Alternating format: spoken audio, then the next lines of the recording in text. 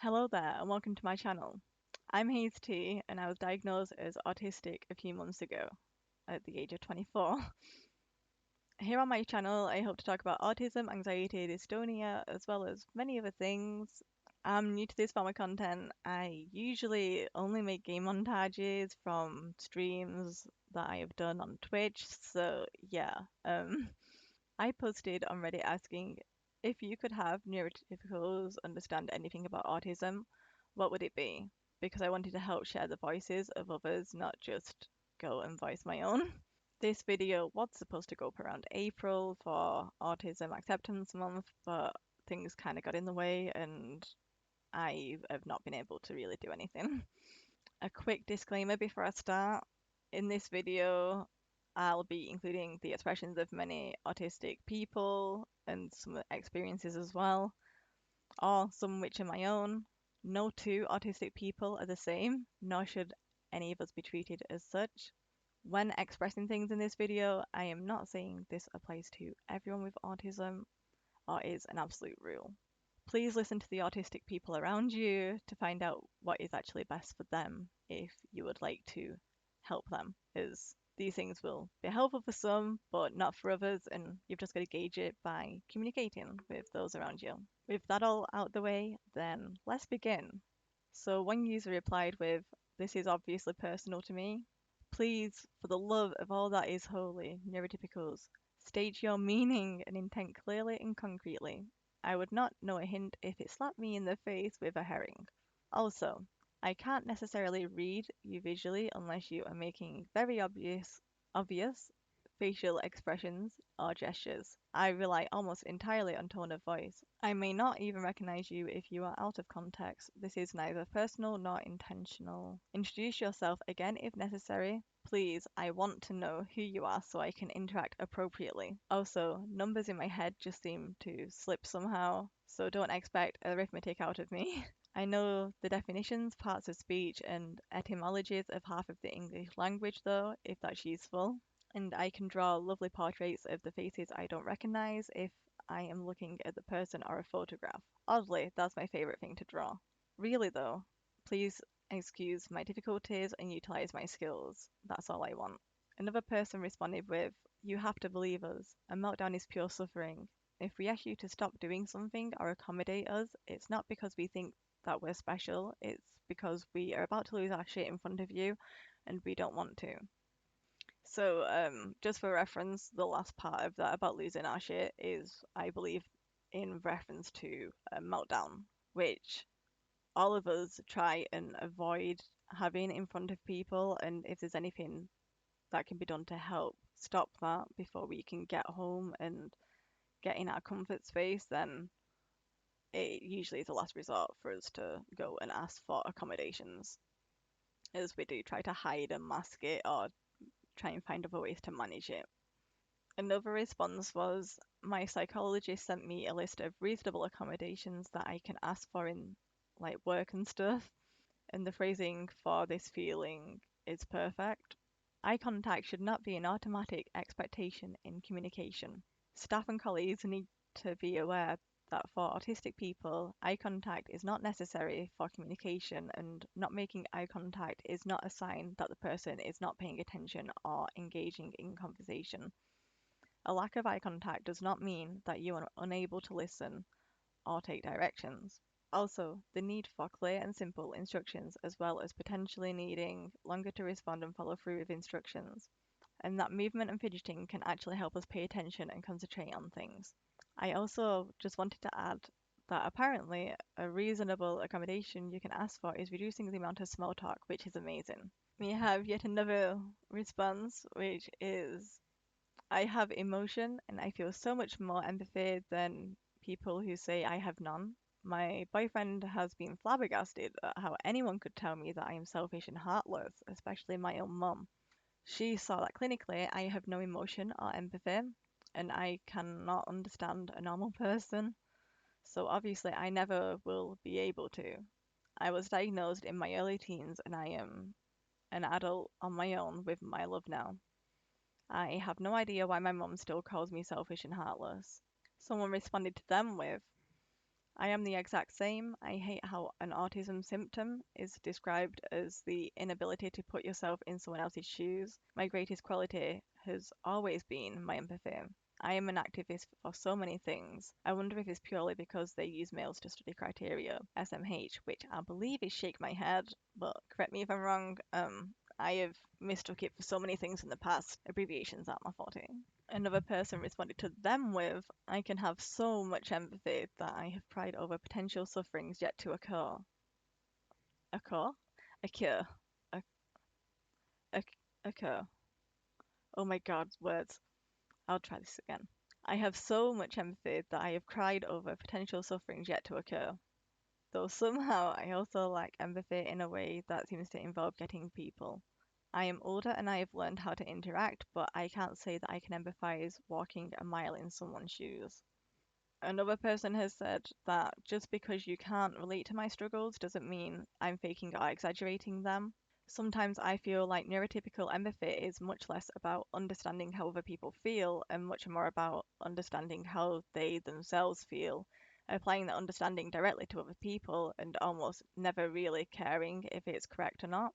If it's not easy for them to understand a problem, they tend to not care about that problem if they're even willing to believe it's real at all. They can understand universal things like hunger or loneliness or grief, sure, but their empathy seems to completely fall flat when presented with a problem that they personally cannot imagine experiencing. If Joe Neurotypical personally gets motion sickness in the car, he'll probably be understanding of other people who experience motion sickness. If he has never been motion sick, he'll likely think that people who experience it are just being dramatic babies right up until they literally vomit, and maybe even after. If Sally Neurotypical has a sensitive nose and is bothered by strong smells, she'll be considerate of other people who are bothered by strong smells. If she's not very sensitive to smells, she will probably get annoyed when other people are. I've even seen them act like this about allergies, like they don't have any allergies or they just have mild ones. So they assume everyone who has worse allergies or mild allergies but less willingness to put up with the discomfort is just being whiny. I feel like they do this to us all the time. You're overstimulated, they have never heard of that before, so they won't bother to try and figure out how it works. You just struggle to speak when you're upset, they have that problem, so obviously you're just being defiant and refusing to talk. You need specific instructions, and it's hard for you to infer things that aren't stated directly. Well, it's easy for the neurotypical crowd to do that, so you must be doing weaponized incompetence. That was a long one, but it was worth the read because putting things into analogies can kind of help. Someone replied to this with neurotypicals have high cognitive empathy and low affective empathy, which is the opposite of autistics. So we are both empathic, just in very different ways. Another person responded to my post with, for every one thing I bring up that's bothering me, there's nine I'm not mentioning. If I bring up something that's causing me distress, it's serious. I'm not refusing to compromise, I'm compromising all of the time. Someone else responded to them with this absolutely. I expressed to my boss that I could not physically continue a task because I had literally exceeded my body's limit and I got completely dismissed as if I were just complaining casually. They have no idea how hard it was just to summon the courage to say anything in the first place. Another response was that many of my experiences neurotypicals relate to and tell me is normal. I find it incredibly invalidating. What I have to explain is that my coping threshold is lower. I am more easily overwhelmed by those same things, and I need to do more to bring myself back around again. So while we both may find the sound of chewing annoying, my experiences of that is far greater to the point that my brain feels full and I can't think or feel in the same way while I'm hearing it. I feel like I'm being punched in the brain and it will affect my mood after. We may both find ourselves feeling socially awkward at a party, but my experiences of that is probably far greater and I need to go and lay down in a dark room halfway through. Whereas they may just experience that awkwardness and not have to do anything about it to calm down their nervous system. Someone responded to this with, oh my god, yes. Exactly. I told friends of mine the other day of what I go through, And they're like, oh, me too, all the time, every day. And it felt super invalidating. They were acting like they know what my experience is like, as if I experience my issues the same way that they do. And I don't know what happened. Maybe I'm a chronic people pleaser, but I just nodded and was like, yeah, sure, haha. I guess I'm just overreacting. And I had a meltdown alone after that when I got home. So that was nice. Someone responded to them, I believe, with, oh god, yes, I feel like a huge one is food. Neurotypicals don't seem to understand the magnitude of autistic food preferences. I am probably gonna relate to this one a lot because I am so picky and fussy, like, and it's not out of choice or me being awkward. It is literally because I have food sensitivities and to textures and to taste and to smells, and it's so bad. But yes, anyway, he responded with, oh god, yes, I feel like a huge one is food. Neurotypicals don't seem to understand the magnitude of autistic food preferences. I have issues with meat, I need to trim the fuck out of it. Neurotypicals say, oh, I hate gristle too, I trim my meat like crazy. But then they'll trim a chicken breast in like a minute while I'm cutting that shit up meticulously and removing anything that isn't muscle tissue just so I can eat it without anxiety. Neurotypicals don't mind biting into gristle or finding a vein in that meat. They might not like it, but they'll keep eating. If that happens to me, the meal is over. I'm going to throw up on you and I won't be able to eat that meat for a few months. It's nice of neurotypicals to try to relate, but it's really hard when they think they are accommodating you because, oh, I've got the same issue, don't worry. And then still don't quite get it, and they put lol, so I guess lol. I think some of it is also cultural, including regional cultures. I'm Midwestern, and back home folks were a lot of accepting and willing to admit that they didn't get it, but would do whatever made me happy. On the West Coast, everyone just acted like my diagnosis was an excuse. Another person said, I mean everything I say, exactly as I say it.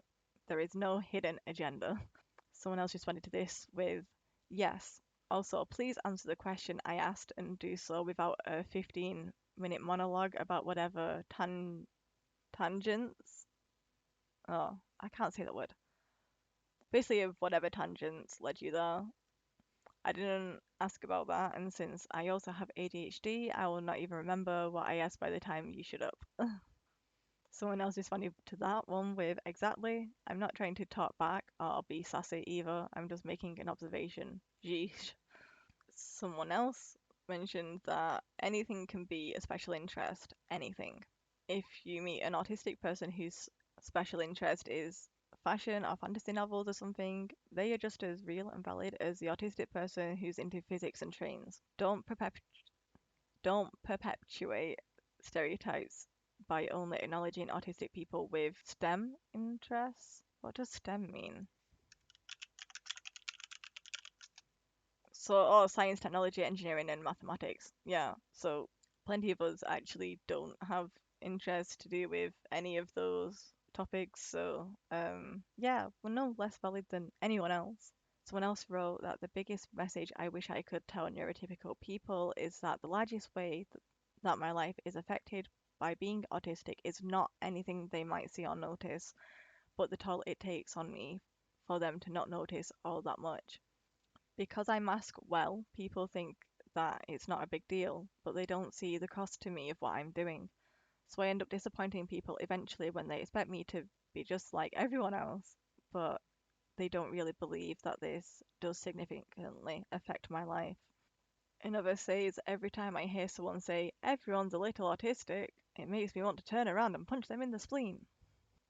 Someone else says, that thing you think is obvious and understood, it isn't. I don't understand. If you can't explain it, then it's your problem. Someone else wrote that my skills and abilities are almost the exact opposite of the stereotypical neurotypical person. For me, small talk is impossible, grocery stores are a nightmare, parties cause breakdowns, phone calls are a huge barrier.